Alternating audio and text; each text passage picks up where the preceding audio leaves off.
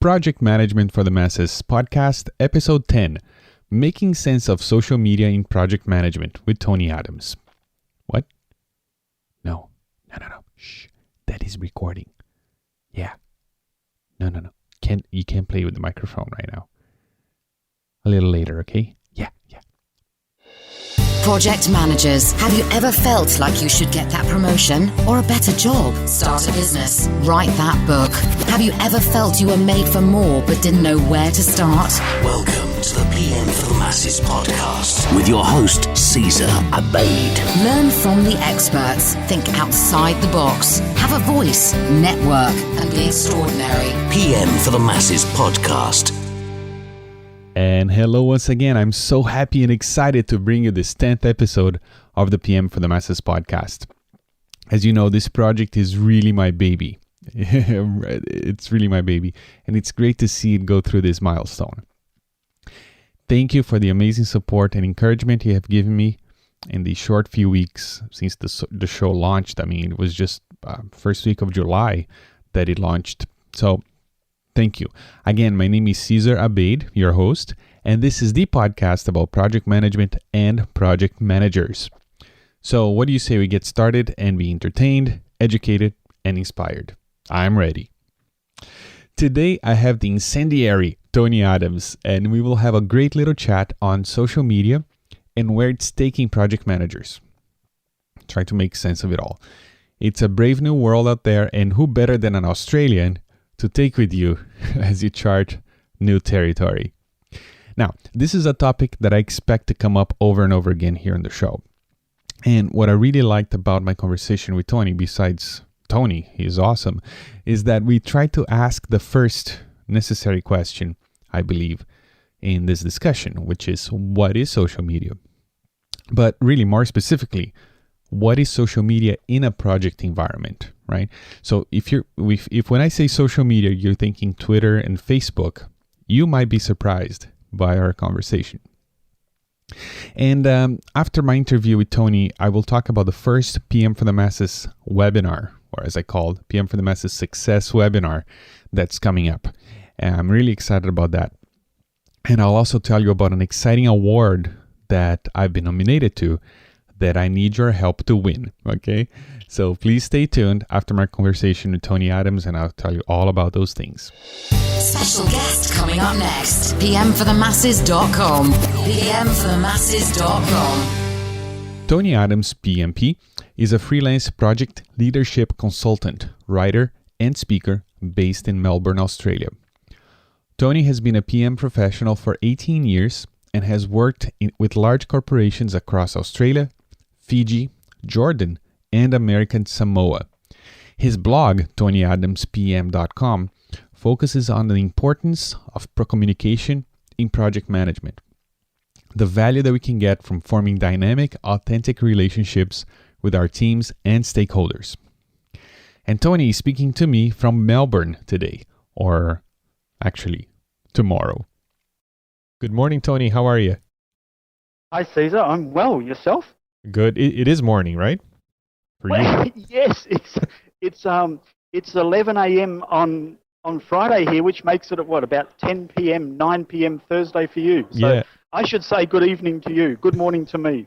Yeah, and you're talking to me from the future, which is kind of cool too. Yeah. Well, last night was pretty good. You'll sleep well. Enjoy it. It was a good night. Tell me the lottery numbers too while you're at it. That's Australian lottery numbers, so the prize is not worth too much. I guess it's all in Australian dollars, which it's okay. I'm in Canadian dollars, so we're both on the short end of the stick. All right. So Tony, we met. I don't even know how we met, but I think it was Google Plus. It was the wonder of Google Plus. Mm-hmm. And you joined our PM for the Masses community there, and your input is fantastic. And then somebody shared a post that you wrote on social media and project management, and I read that thing and I thought it was brilliant. Oh, thank you. Yeah, no, for sure. And this is a topic that I'm pretty sure it's going to come up over and over here on the show. And I thought I'd have you as the first guest to talk about it. How's that? I feel flattered. It's actually been a controversial post, and I've had people in support of it and people against it. And I'm happy to talk for hours on it. I know we don't have hours, but I think it's such an important topic. You're telling me that you found some project managers with some strong opinions about stuff? Yeah, both for and against. My personal opinion, I have no secret. I think that project managers in 2013 that aren't engaged in social media and using social media will fall behind. I don't think there's any doubt about that. The question to my mind, or the question under discussion, is what is social media, and is it a passing fad or is it a permanent change in a paradigm? I believe the latter. I think it's a permanent change, and that if we're going to be on the cutting edge, then we have to adapt. And we have to be. We as project managers are able to tap in and do that. We can lead these organisations in this new way of thinking. I agree 100%. But let's take a step back here. Tell me a little bit about your work as a project manager. What do you do right now, and how, maybe like briefly, how did you get to be where you are today? Okay. Well, I'm an accidental project manager, Caesar. I around 20 years ago, I was working on a program with an Australian bank, and I was lucky enough to work in Jordan in the Middle East, and then I also spent some time in Fiji in the Pacific. And what became apparent is that I enjoyed talking to people, and I enjoyed connecting and forming relationships with the local people in those countries, and that set me on a path from where I've been. And I've worked in different organisations in different companies, generally in Australia, different countries, I should say. Most of my work tends to be business focused, leading transformational changes.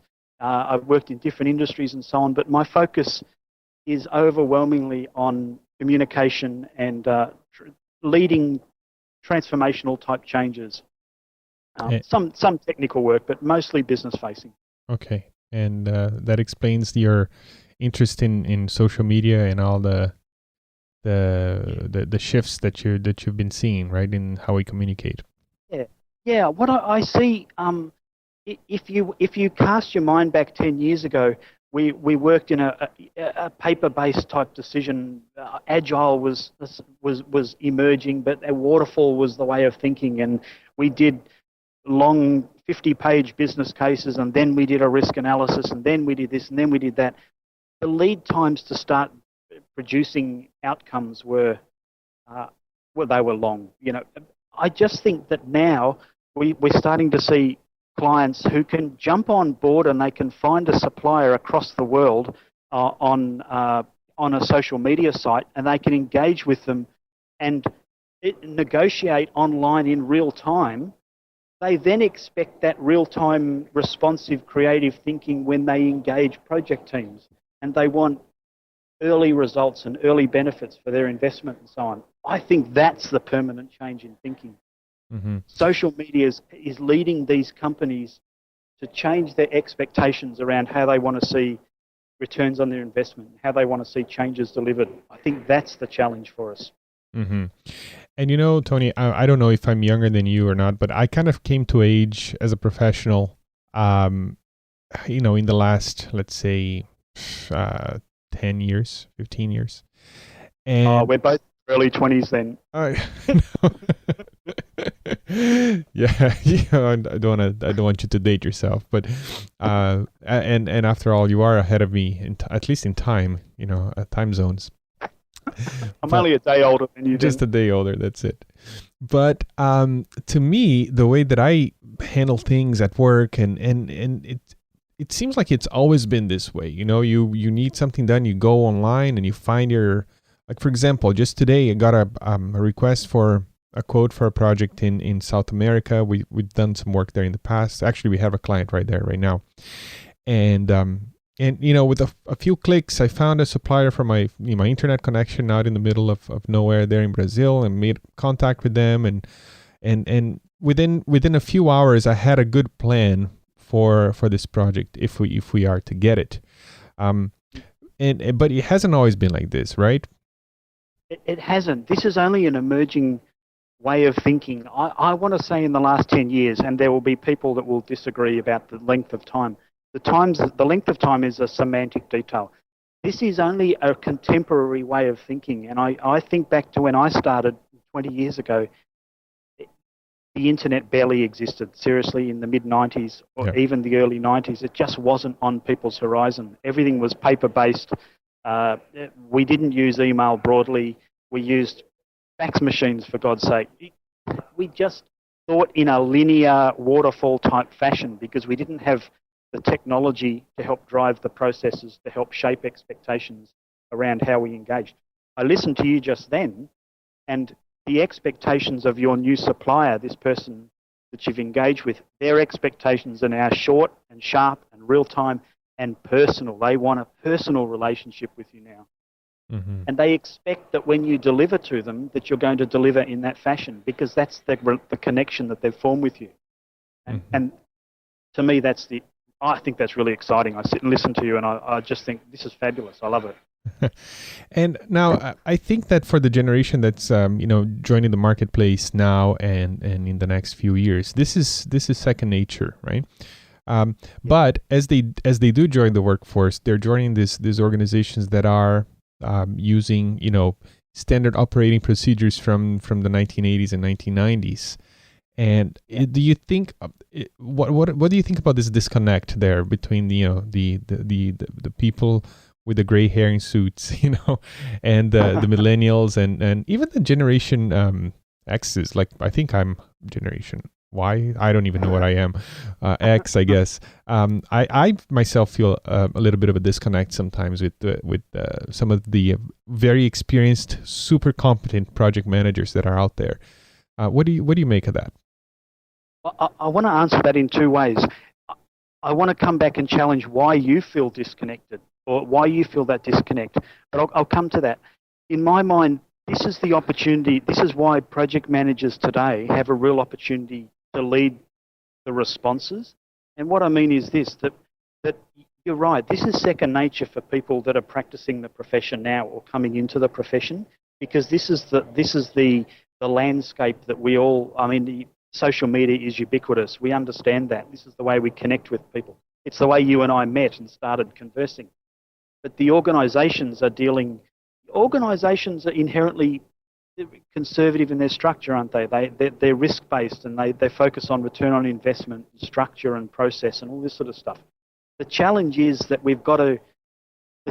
these organisations are now starting to see that the way they engage with their suppliers and their customers is changing through this personal social media type paradigm. And they're now expecting that when they invest their money in projects or to drive changes, that the time frame or the window of opportunity for them is much shorter than it was. If a company introduces a product, it's no longer the case that they're going to have a brand monopoly for 2 years or whatever before the competition can develop something similar. They might have a very short window of opportunity before the competitors can catch up or can replicate what they've produced. Their window of opportunity to get a return on that investment is much, much shorter. So their expectations are much higher that we can get to market quickly and really capitalize on that small window.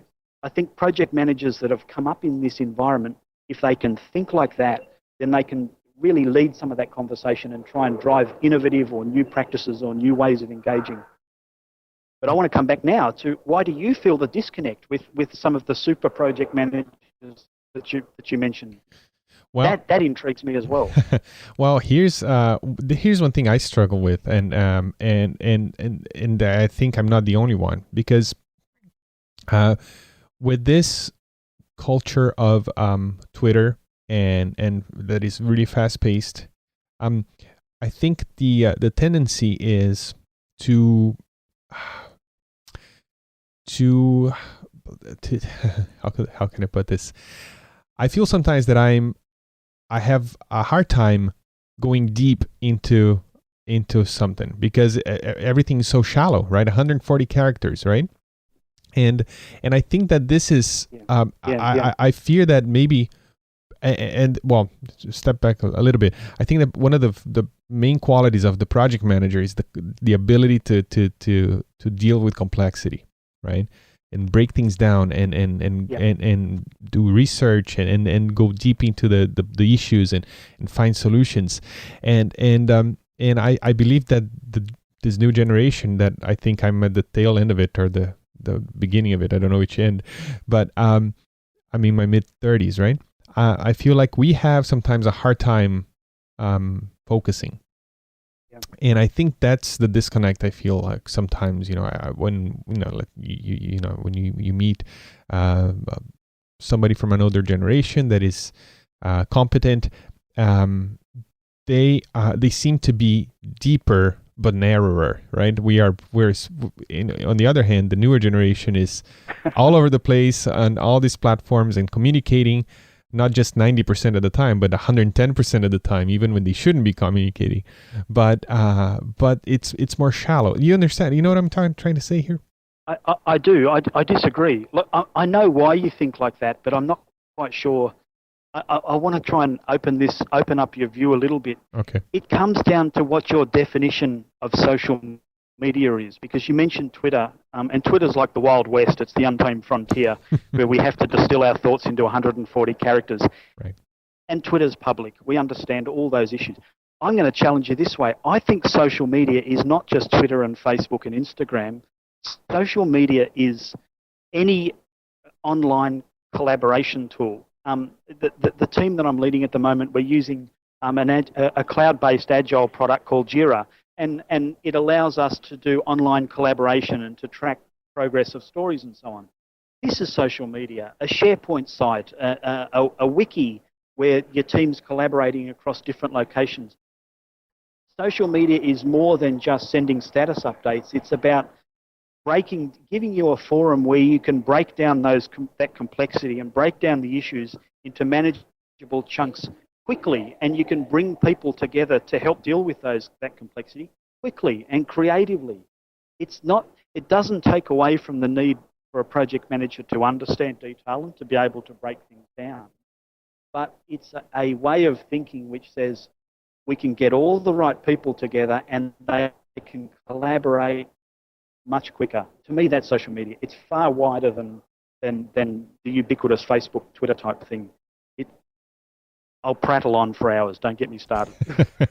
Okay, so I guess where people draw the line there with social media, because I guess if we can agree on what it is, then it's easier to have a conversation that we're both on the same page. So in those terms, yeah, I do agree. It's and I think what it does then is just facilitate communication, which is the job of the project manager, in short.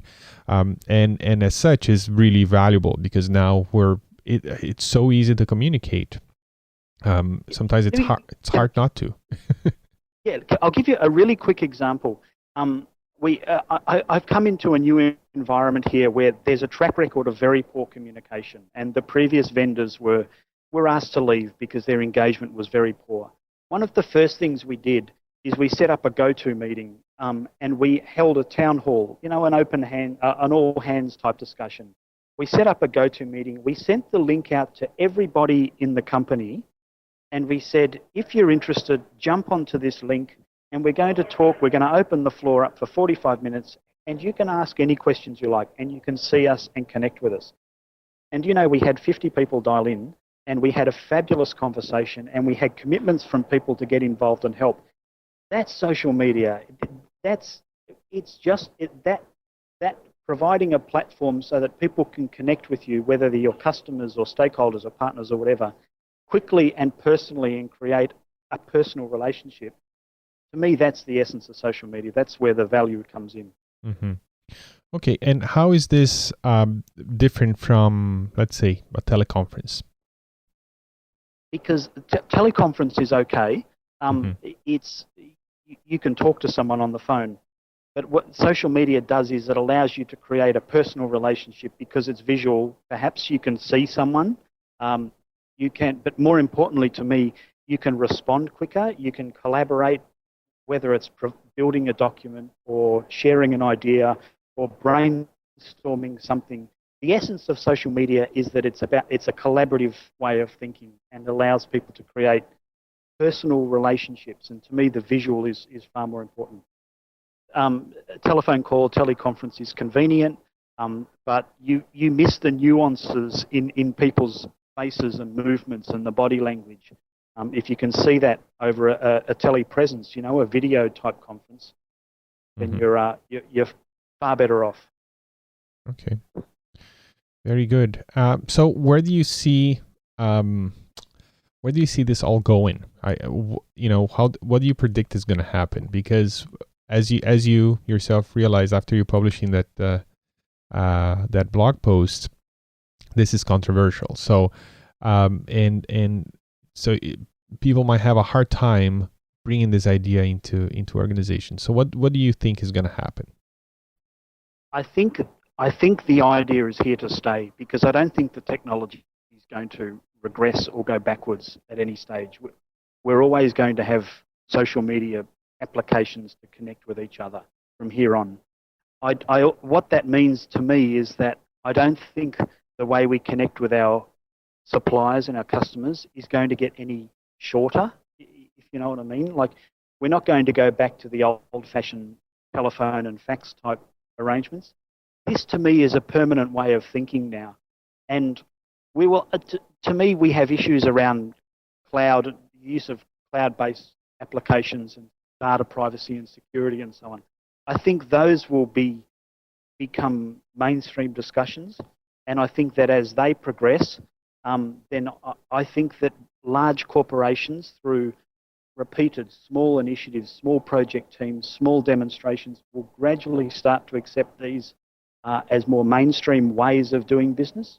And I see it maturing as a way of thinking.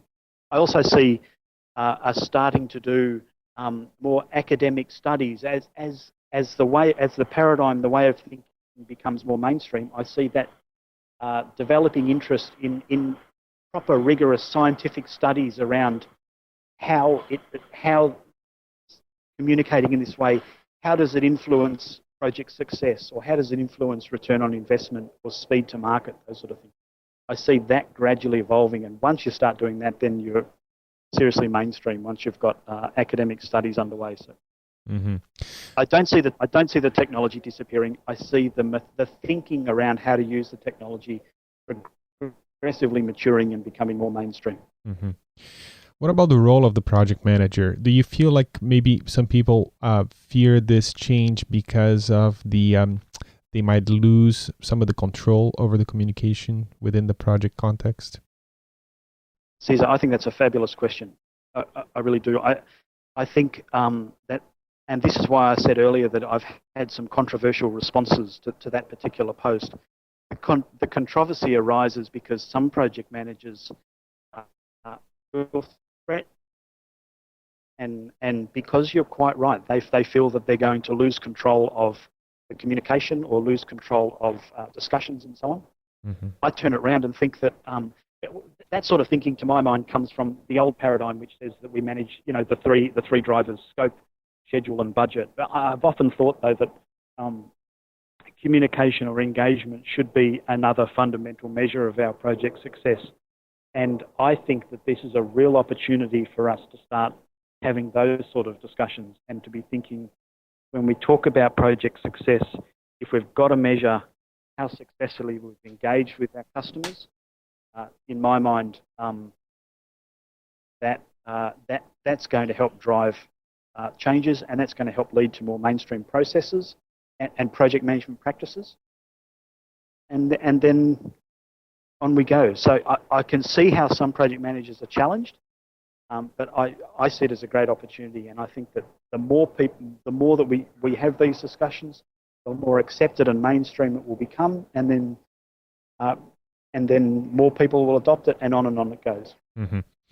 Do you feel like the skill set of the project manager is changing? Well, it needs to change based on this, because I feel like more and more when I come into any kind of project, the conversations and the meetings, they tend to circle around getting people to engage, communication, and getting people motivated and moving people, rather than Gantt charts, milestone charts, a critical path and all those things.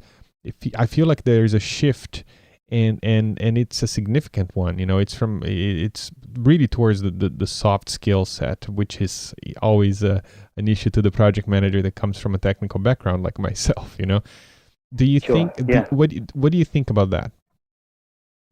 Look, I think what really interests me, this is another point of contention in some of the discussions I've had since that post, is that I don't see those core skills changing. I don't see the traditional skills around scope and cost and budget and schedule and all that.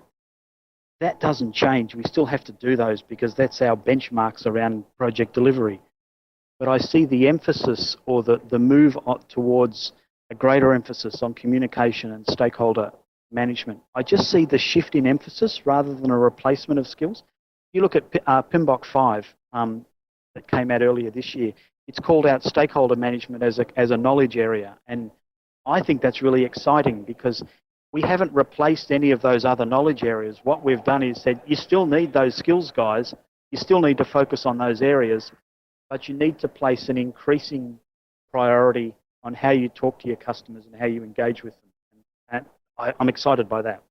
Mm-hmm. So for the project manager listening right now, what and for someone who's struggling with this idea, with the whole concept of social media and change, do you have any advice for them? I think it can be as simple as look. You can work with social media within your project team. This is a relatively simple thing to do. I'm not talking about Twitter. I'm talking about creating a SharePoint site within your corporate environment, or having a wiki where you all collaborate on your PMP document, for example. These are small, simple things that you can do within your project team.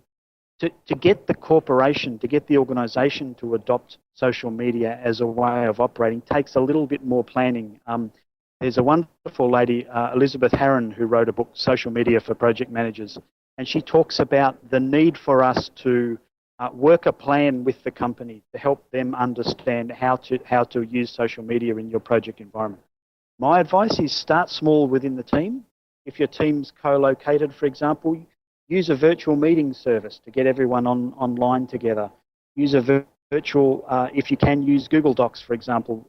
Put some security around who can access your documents and share or collaborate that way. These are simple, no-cost items. Use GoToMeeting, a virtual meeting service, so that you can talk to your people face-to-face. And then gradually bring your stakeholders in. Invite your stakeholders to participate in an online meeting so they can see you.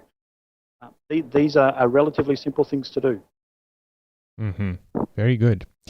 Now, Tony, would you mind if I ask you a few questions about yourself? Usually I tend to ask them these questions of all my project manager guests. I've been dreading the questions. Fire away. All right. I think I'll start with this one. You have a blog, right? Yes. And you create content. So what made you start doing that, being out there and trying to become a well-known project manager outside of a place of employment? Okay. I have been dealing with depression for the last 10 years. And one of my therapists along the way suggested that people with depression have an inability or an unwillingness to communicate. They become gradually disconnect from people around them. One way to get past that is if you can't face the challenge of talking to someone, is to write things down. So I started writing the blog a year or so ago during a particularly unpleasant period, and it's kind of gone from there. And now I've gradually found that I'm able to express myself and to share ideas and connect with people, and that's quite satisfying. So it started from that a simple way of making a connection when I didn't feel comfortable talking, so to speak. I'll bet that was hard to do then, to start putting these things down on the text. It wasn't. Well, it took a long time to get to that point. By the time I did it and started writing, it was actually really simple.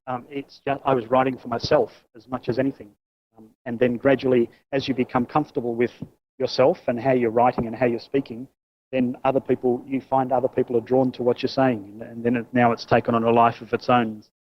Now it's a daily occupation, so to speak. Mm-hmm. Yeah, and so here's the thing: there is a ton of people writing about project management online, and a lot of blogs. But for some reason, you came to my attention, and then people start joining my Google Plus community there, and guess what? They know you too. So did you do anything to stand out from, let's say, from the other bloggers? And if you did, what can you share with us? I didn't deliberately set out to stand out. What I deliberately set out to do was two things. One, I recognized a point that you made, Caesar, that there are thousands of bloggers on project management, and they all talk about the technical aspects of project management far better than I can. My particular interest is in communication and engagement. To me, these are the heart and soul of project management. So that's my passion. That's what I'm interested in. So I speak to that. That was a deliberate choice.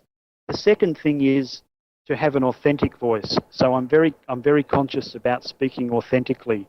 I don't want to try and be someone or something that I'm not. And I encourage other people that have, that want to communicate to do the same thing.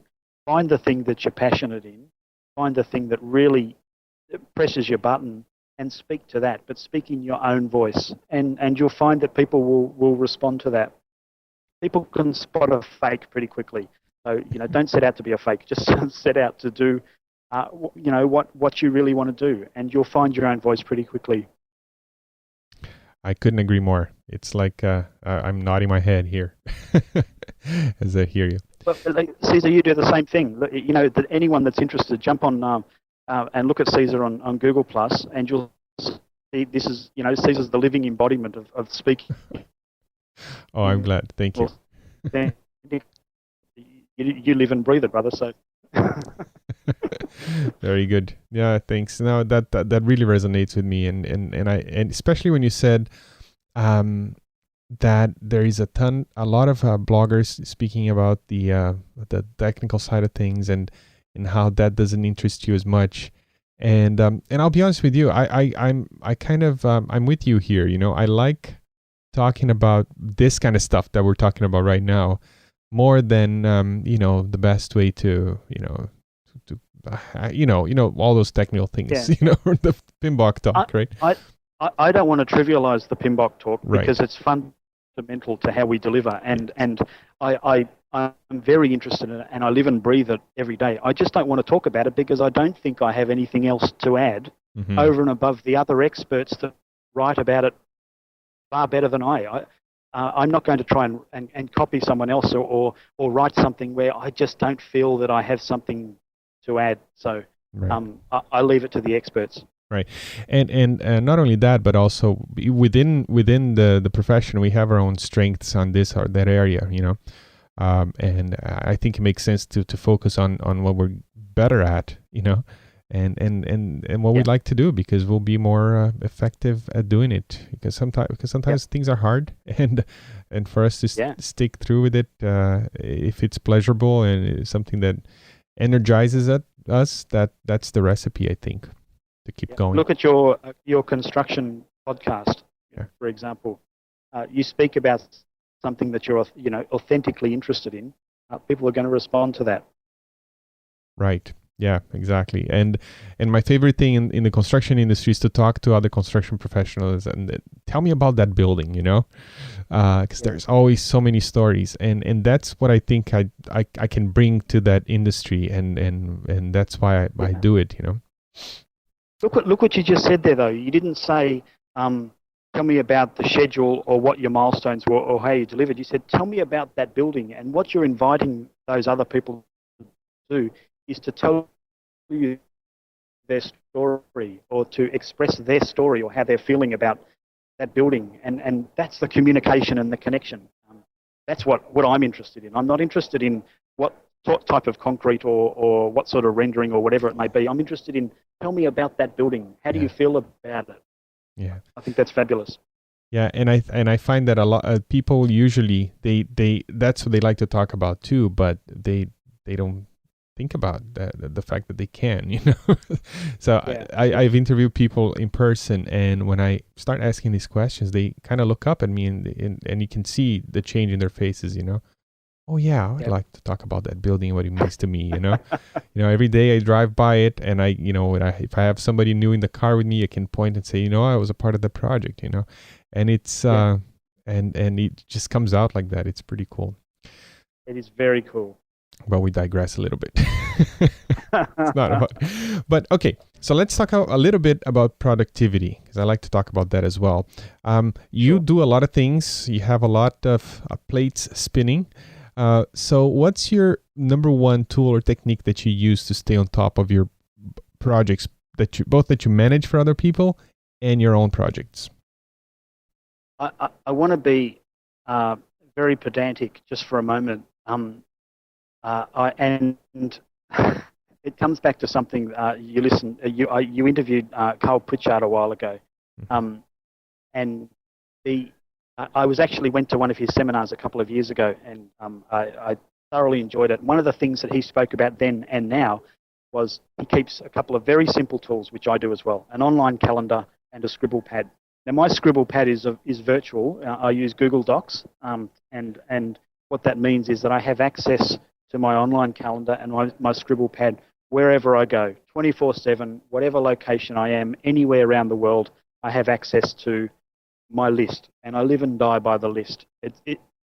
I can make it as complex an answer as we like, but when you get down to it, you have to have a clear sense of the tasks at hand, a clear sense of priority and order. So to me, an online calendar and a scribble list. Keep it as simple as that. Mm-hmm. And very good. How do you prioritize? Because I'm sure there's dozens, maybe even hundreds of tasks that you need to. Yeah, I keep the end goal in sight. So I keep, if I'm talking to the program of work that I'm managing during my business day, that's my number one priority, because the end goal is I want to get that resolved. On a professional basis, I have to deliver that. The other things that I do, the blogging and other bits and pieces, they're an awful lot of fun, and they're central to who I am. But you know what? They don't pay the bills. And so I have to keep the end game in sight. I've got to meet the interests of the most important customer first, the one that pays the bills. And then the other stuff, I keep a sense of perspective. I love the blogging, and I blog. I'm writing something every day, but I don't do that during the workday, for example. There's a time and a place. So I manage my mornings and my evenings and so on for the other streams. But that core block of activity goes to, during the business day, has to gravitate around the most important objectives. Sense of priority, I guess that's what it boils down to. Very good. Now, what about networking? What's the best way that you have found to network with people? Two things. I keep an authentic voice and be absolutely conscious of who you are and how you project. It's the personal brand type thing, and keep that authentic in whatever social media medium you're talking to. The second one is on a technical level. I think Google Plus far and away is the best platform with which to connect to communities or to peers or other people, and to connect just in a written form, but also with video hangouts and so on. I think I would say have a clear view of who you are, a clear view of what you want to project, your personal brand, and use Google Plus over and above any other forum, first and foremost. Mm-hmm. Yeah, I tend to agree with you on that one, and I never thought I would, up until I launched the podcast, and then people started joining that community, and now it's crazy. But but you're right. Google Plus, for some reason, at least for our industry, seems to be where the action is, huh? Absolutely. I even even the guys on the program team that I run here, we set up our own. We all got created on Google Plus, and we have Hangouts. We're located across a couple of cities. We're chatting all day online using the text-based Hangout. We jump online and video conference ideas quickly if we need to using the web cameras. It is what it is. It's fabulous. Very good. Now, just my last question here for you. Sure. For the project managers listening or the aspiring project managers there, what do you think is your message for them as an individual, as a project manager? What is it that if you could tell them one thing, what would it be? My one thing over and above anything else for a new entrant or for an established practitioner is you've got to be authentic, and you've got to have a very clear view of who you are. Yeah, we've touched on this a couple of times in the conversation. There are thousands of project managers doing exactly the same job, the same profession as you are. If you want to be distinctive, or if you want to make your mark and progress, you've got to be authentic, and you've got to play to your strengths. So my advice is work out what message, how you want to present, what do you want to focus on, and just focus on that, the thing that drives you. Become an expert in that and talk to that and engage other people. And if you speak with authenticity and with passion and so on, people will draw to you and play to your strengths. Understand your strengths and play to those. That's my advice. Beautiful. Now, Tony, if people want to learn more about you and connect with you, where should they go? Oh, first and foremost, a free plug for my blog, TonyAdamsPM.com. And from there, you can connect on Google+, LinkedIn, Twitter, Facebook, and a bunch of others. But yeah, TonyAdamsPM.com. Perfect. Tony, thank you so much for your time. I appreciate it. I know it's the middle of the workday there for you. And I look forward to continue to talk to you on social media. Cesar, it's been an absolute pleasure. Thank you so much. You are listening to the PM for the Masses podcast. All right, I hope you enjoyed my interview with Tony there. Tony's truly an authentic guy with a lot of fascinating and colorful insights. So connect with him through his blog at, again, TonyAdamsPM.com, and also through the PM for the Masses Google Plus community. Tony is one of the most active members there, and you'll be able to connect with him, myself, and a lot of other awesome project managers.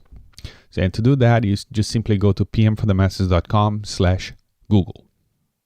Now, let's talk about a couple things here. Number one, I'd like to talk about the upcoming PM for the Masses webinar. This is the first one. See, one of the things I want to do for you, besides the podcast, is to bring you some more content, okay, that is outside of the format here. Something that's more maybe interactive, okay? And as I thought about this, I think that one of the best ways to do it is using the webinar format. And I have a plan to bring you quality webinars, okay, that will, again, instruct and inspire you, which is the two things I want to do with this show. And since my last episode, which was on blogging, was episode 9 with Leslie Samuel, I had a number of people reach out to me with questions about their blogs. They wanted to show me their blogs and get feedback, and I was delighted to receive these emails. So thank you for all the emails. It was wonderful to get to know you and your blog. And there are people writing amazing things there. It's really encouraging to see. So I decided to have my first webinar around this topic of blogging. I think there's a need there that needs to be filled. So and for that, I decided to go back to the beginning. And what I'll do is, well, let's step back a little bit. For my blog, as well as for the PM for the Masses website, I use a blogging platform called WordPress, which you might be familiar with. I wasn't just a few years ago, but it turns out it's really popular. And in my opinion, the best way to have your own website or blog is to have what it's called a self-hosted WordPress installation. Okay, that is a way to have your website in which you pay for your own hosting, which is not very much at all, and then you install WordPress in it. So you have total control over the website, the look of it, and also the branding. So it gives you the ability to have your own domain name, like pmforthemasses.com or caesarbay.com or whatever your name is .com. And it's very cheap to host. So, for example, if you go to pmforthemasses.com and you look at the website there, that's a WordPress site. Okay. This is what I recommend to people. So for my first webinar, number one, I'm going to show you how to set up a WordPress blog. Okay. I'll do a screencast of me setting up a brand new website, and I'll show you how to get hosting, how to get a domain name, and how to install WordPress. And you'll be surprised how fast and easy it is. Okay. And then after that's done, I'm going to bring you my good friend and also podcaster, Dustin Hartzler from yourwebsiteengineer.com, to show you the 10 things that you need to do after installing WordPress to make sure that it is protected, it's backed up, and all the basic things you need to do to ensure that your installation was done right. Dustin is one of the best WordPress experts I know, if not the best. And he is also a good friend of mine. And he was gracious enough to agree to do this webinar for our community here for free. Okay, so it's a great opportunity. He usually charges for these things, so I'm really thankful. And I myself, as I just told you, I have a number of WordPress sites, so I'll be taking notes as well. So if you have a blog or a WordPress site, or if you'd like to start your own blog the right way, I know there's a lot of information out there, but believe me, this is the right way to do it. Make sure to check this webinar and attend. So the webinar will take place on September 27th, 2013, in case you're listening to this years in the future. So September 27th, 2013 at 10 a.m. Eastern, okay? Or if you're outside the US and Canada, that would be GMT -4, okay? So 10 a.m. Eastern on September 27th. And the registration page is not up as I'm recording this, but it should be up by the time this podcast is published, if not a few hours later. So you can visit pmforthemasses.com/webinar to register. And if you're listening to this, immediately after I publish this episode, it might not be up yet, but if it's not, just check back a little later. It should be pmforthemasses.com/webinar. Okay, and hope to see you there. I'll be there attending, and you'll get to meet Dustin and get to ask questions. It's going to be good. So I hope to see you there. Now, let's talk about something exciting as well that's going on. As you might know, I think it came up during the interview with Tony. I produce another show called the Construction Industry Podcast. That's surprisingly dedicated to the construction industry, in case you couldn't tell by the name. And the cool thing is that the show was nominated for the second year in a row for the prestigious B2 Award. Okay, the B2 Awards are, according to their own website, are the world's only awards focused on social media in the built environment. Okay, it's basically a set of awards that are given to people who are doing good work in social media, but within the construction sector. So they have several categories, and the Construction Industry Podcast was nominated as the best architecture, engineering, construction, social media blog for 2013, which is amazing. So the show was nominated last year as well, and I couldn't believe it, but it actually won. I was blown away. So I have a nice little trophy. I'm actually looking at it right now. It sits here on my desk. I'm really proud of it. And I would absolutely love it if you would vote for me this year. So it'd be really cool to win it again. So to do that, it's pretty simple. Just go to pmforthemasses.com/2000. Try that again. pmforthemasses.com/2013 award. Okay. Just go to pmforthemasses.com/2013 award and vote. Simple as that. It's really going to take you 5 seconds. Just click my name and vote. It's really easy. And if you would do that for me, I'd really, really appreciate it. PM for the Masses podcast. So that's it, everyone. It's been a great week for me and for the show, and I would really like to thank you who left a review for the PM for the Masses podcast in iTunes, and especially Adam Swan, TF Waddell, and Wise Bold Reviews, who left me great reviews there, and also 5-star ratings, all 3 of them. So this really means a lot to me and helps me in many ways. It helps me, number one, it lets me know what I'm doing right, and I can give you more of it. And number 2, it really helps rank the show, so other people searching the iTunes catalog can find me more easily. The more reviews it gets when people search, for example, project management there in the iTunes catalog, there's a number of shows, and if I have a lot of reviews, my show will be close to the top. So it really helps when you do that. So if you've done that already, thank you. And if you'd like to leave me a review in iTunes, and I would, if you do that, I'll give you a shout out right here on the show. You go to pmforthemasses.com/iTunes. Again, pmforthemasses.com/iTunes, and you can leave me a review there. So that's it. That's another episode. I hope you have a blessed week, and I'll talk to you next time. And until then, remember to always be good, and that your precious, beautiful, unique life is a project. And you, my friend, are the manager. Ciao, ciao. Thank you for listening to the PM for the Masses podcast. Tune in next week for more great ideas on how to manage your projects better and truly stand out in your industry. PMforthemasses.com